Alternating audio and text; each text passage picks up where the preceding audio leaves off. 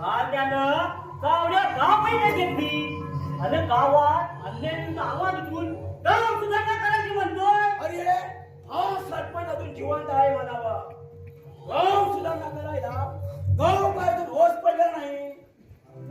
अहो फार उड्या मारतोय तो सकाराम पवार. आज तर शहाणपणा करण्याचं धाडस केलं ना त्या पोरानं. सर म्हणावा चांगल्या गणाकडे पण फिरायची वेळ येईल त्याची. अहो, सरपंच, तुमचा पराक्रम फार झाला. तरी सुद्धा तो माझ्या विरोधात गेला. यांच्या धनाधानाला टाळी लागली. अरे गाव सोडून गाव बाहेर जावं लागले त्यांना. अहो आता त्या धनेसारख्या पोराला तुमचा पराक्रम कळत नाही. त्याला कोण काय करणार?